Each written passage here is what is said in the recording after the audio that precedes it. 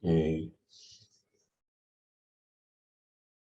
Selamat siang. Hari ini metodenya menggunakan sinkronus mata kuliah Basic Accounting untuk International Class. Topik hari ini adalah Hotel Revenue Accounting Entry. Jadi gimana cara kita melakukan entry atau memosting penjualan di dalam hotel accounting ya.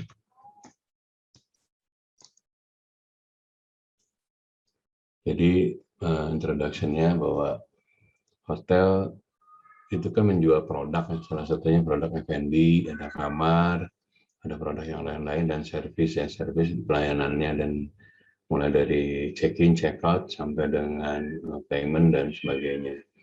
Nah, dari penjualan atau pemberian level service ini kan terjadi penjualan itu harus diposting oleh accounting gitu ya. Nah, salah satu caranya adalah nanti dengan menggunakan supporting dokumen ya.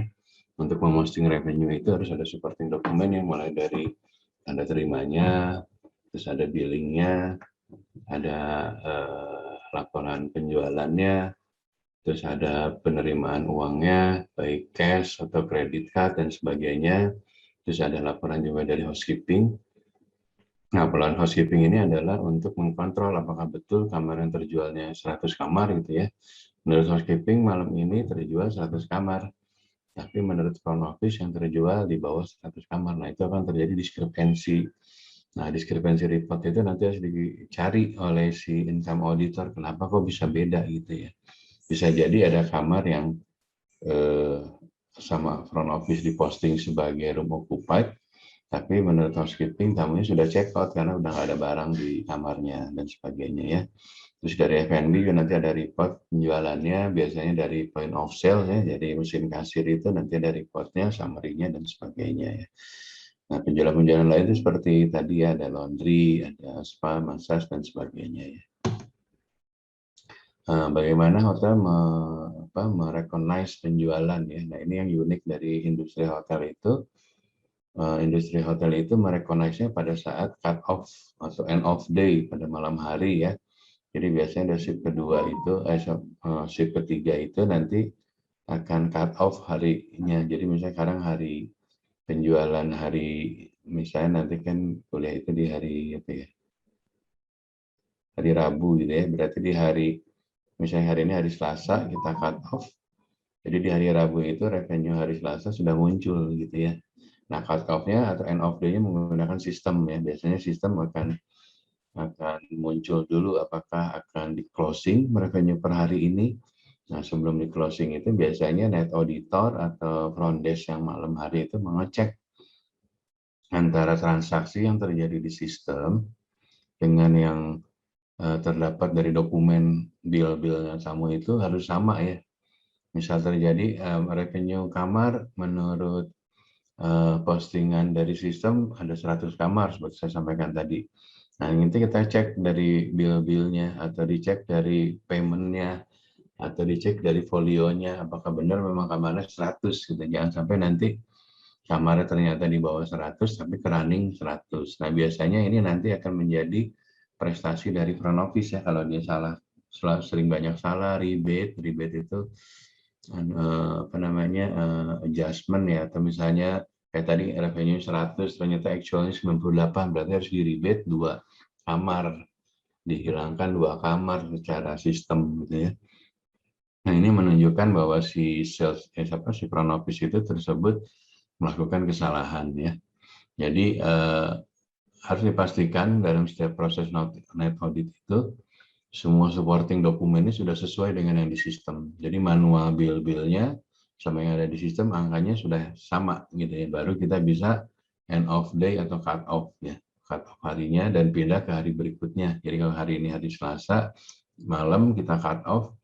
Jadi sudah pindah harinya ke hari Rabu. Jadi setiap transaksi mulai dari jam sekarang sampai besok sorenya sampai malamnya itu masih revenue masuk ke hari Rabu. Karena di hari Selasanya kita udah cut off ya. Itu namanya cara menghitung atau mengakui pendapatan di hotel tuh uniknya gitu. Dia melakukan dengan cut off gitu ya. Jadi setelah di cut off, misalnya ada tamu yang check-in di pagi hari itu nggak masuknya nggak di hari Selasa, tapi masuknya ke hari Rabu karena udah ke cut off gitu ya. ya. Oke, kita lanjut. Di dalam penjualan di hotel, biasanya kan kalau kamu makan di hotel atau stay di hotel itu, waktu kamu mau bayar itu misalnya harga kamarnya 1 juta gitu ya. Nah, waktu di bill-nya itu akan ditambahkan yang namanya service charge dan hotel tax ya. Nah, service charge ini adalah apa sih namanya? Ini haknya karyawan ya. Jadi tamu membayar 10% dari nilai penjualan itu sebagai bentuk apresiasi terhadap karyawan ya. Nah, service charge ini di Indonesia diatur di dalam Kepmenaker. Jadi ada keputusan Kementerian Tenaga Kerja bahwa service charge adalah haknya karyawan dan harus dibagikan setelah akhir bulan berbarengan dengan gaji gitu ya. Nah, pembagian service charge itu beda-beda, ada aturan yang menurut Kepmenaker. Pertama, misalnya revenue-nya total sebulan 1 miliar ya. Service charge-nya berarti 10% dari 1 miliar, berarti 100 juta. Nah, 100 juta ini dibagikan ke karyawan, tapi sebelum dibagikan, 100 juta ini dipotong namanya loss and breakage ya, sebesar 7%. Jadi yang dibagikannya 93% dibagikan ke seluruh karyawan. Menurut peraturan Kepmenaker, dari 93% ini diatur dua, dibagi dua, dari 93% dibagi dua, 50% dibagi rata, dan 50% dibagi poin. Nah, untuk poinnya diserahkan ke masing-masing hotel. Ada poinnya yang mulai dari GM paling besar dan staf paling kecil, atau kebalikannya ada staf yang paling besar dan GM yang paling kecil, atau malah GM nggak dapat gitu ya. Ini adalah yang namanya service charge ya. Jadi kembali saya sampaikan, service charge adalah hak dari karyawan. Ya, dia itu dibayar dari tamu ya, dari waktu tamu check-in, stay, makan, segala macam. Semua transaksinya akan ditambahkan service charge dan tax ya. Nah, hotel tax setelah tadi kan di sini misalnya 1 miliar revenue sebulan tersebut ditambah service charge-nya 100 juta, berarti 110 juta. Nah, 10% dari 100 juta adalah 11%, benar nggak? Nah, 11%-nya adalah sebagai hotel tax. Nah, hotel tax sama ini adalah haknya kota atau pemerintah kabupaten atau pemerintah DKI yang ada di Jakarta. Ini pajak yang dibayarin oleh tamu gitu ya. Jadi kita sebagai hotel membantu mengkolek, menghitung, dan menyetorkan ya. Jadi totalnya 11% ya. Kenapa 11%? Karena di sini ada 10% di service charge. Jadi di sini 100 ditambah 10 kan 110. 10% dari 110 adalah 11% ya. Nah, pajak ini sama seperti service charge, di akhir bulan akan dihitung berapa pajak yang harus disetorkan. Nah, dia harus dibayar di bawah tanggal 15 bulan berikutnya. Jadi kalau sekarang bulan November, berarti apa namanya, pajak bulan November akan dibayarkan di tanggal paling telat 15 Desember ya. Ini adalah mengenai servis dan pajak ya. Nah, ini salah satu contoh latihan nih. Ini ada transaksi seperti ini. Ini Langham misalnya di Indonesia harusnya pakai rupiah ya, tapi ada beberapa hotel menggunakan US dollar. Tapi nanti waktu diposting ke back office-nya nanti menggunakan exchange rate. Exchange rate-nya dibikin oleh accounting. Jadi hari ini mungkin nilai tukar dolarnya terhadap rupiah 14.000 gitu ya. Jadi dari room 100 dolar itu nanti waktu diposting di accounting-nya di belakang itu menjadi 14 juta gitu, karena dikali 14.000 gitu ya, atau 1.400.000 sorry gitu ya. Nah, putnya 50 berarti mungkin 700.000 dan sebagainya ya. Nah, ini ada salah satu contoh latihan kita membuat.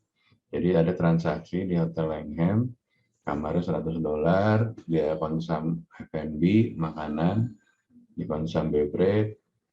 Nah, jadi ini dia punya City Ledger ya, atau punya piutang gitu ya. Terus dia ada paid out ya. Nah, paid out ini adalah misalnya kamu sebagai tamu hotel mau bayar taksi, nggak punya uang kecil, kamu minjem dulu ke front office gitu ya. Nah, nanti ini istilahnya paid out gitu ya. Jadi kamu apa sih namanya, minjem dulu uang kecil ke front office untuk dibebankan nanti ke folio kamu. Nah, ini tugasnya adalah menghitung service and tax-nya ya, dan penjualan detailnya dalam jurnal ya. Nah, jadi jurnal seperti ini nanti biddingnya itu kan tadi revenue-nya dari 100 dolar ya, dikenakan pajak, Dikenakan servis dan pajak 100 dikali 10%, terus dikali lagi 11% ya. Berarti dikali 21%, benar nggak?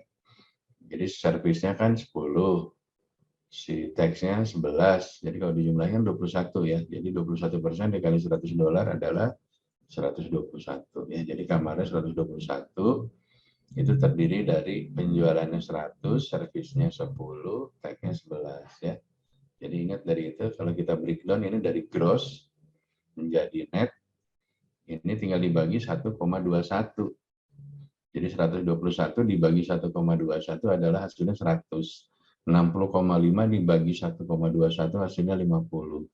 Nah ini dikali 10% untuk servis dapatnya ini. Dikali 11% ke sini dapatnya ini ya.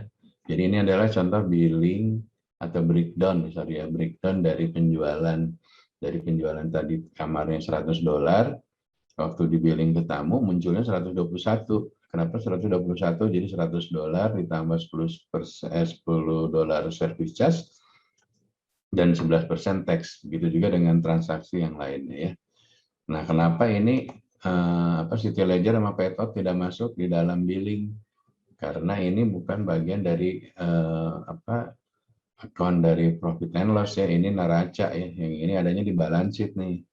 Yang ini penjualan adanya di income statement atau profit and loss ya. Jadi ini akun-akunnya P&L, ini akunnya balance sheet ya. Jadi kamu jangan dimasukin ini karena ini akunnya balance sheet ya.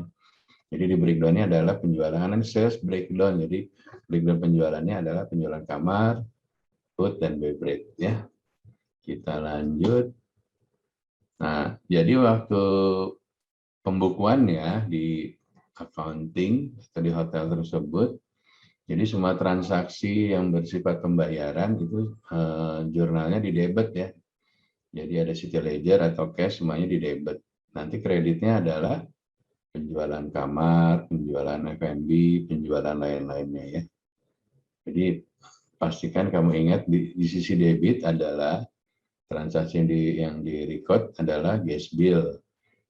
Ya, jadi berapa billnya mau pakai charge-nya cash atau AR. Nah, AR kan dibagi dua ya, ada gas ledger, ada city ledger ya. Masih ingat ya kalau gas ledger tamunya masih in-house, kalau city ledger tamunya sudah check out karena corporate account ya.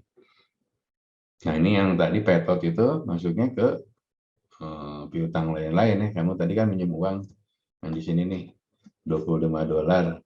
Nah ini kan di postingnya di sini nih nanti. Jadi debitnya Paytot, kreditnya ke ke cash atau ke room other post charge gitu ya. Nah ini adalah cara kamu nanti menjurnal ya di dalam accounting hotel untuk mencatat transaksi penjualan ya. Jadi jurnalnya debitnya selalu adalah pembayarannya gas bill-nya menggunakan cash atau credit card, skill ledger atau ada prosedur. Debitnya ini, kreditnya adalah penjualannya ya, penjualan kamar, room revenue, penjualan F&B, MB revenue, dan sebagainya ya. Nah, di kreditnya nih Mbak Tutur. Di kreditnya, tadi kan di debitnya adalah payment-nya ya, gas bill, credit card, gas ledger, city ledger. Nah, kreditnya adalah revenue-nya, penjualannya. Jadi room revenue, kreditnya food revenue, FB revenue, terus service charge, masuk ke kredit ya, karena nanti ini sebagai hutang kan. Hutang tuh menambah di kredit ya. Terus pajak juga ini hutang di kredit. Nah, deferred income tuh kalau ada revenue yang revenue yang di muka kayak deposit nih sama. Ini masuknya deferred income. Ini jadi jurnal penjualan untuk sisi kreditnya adalah revenue-nya ya, jangan salah sama service charge dan pajak ya atau tax.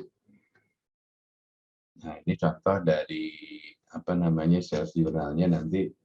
Jadi ini penjualan room tanggal segini, paymentnya pakai apa? Gas ledger. Terus penjualan room tanggal segini mungkin paymentnya city ledger. Ini mungkin paymentnya pakai ada receivable dan sebagainya. Ini contoh dari nanti kamu kalau lihat di front office atau di accounting ada sales journal seperti ini by system ya. Dia akan langsung nge-breakdown.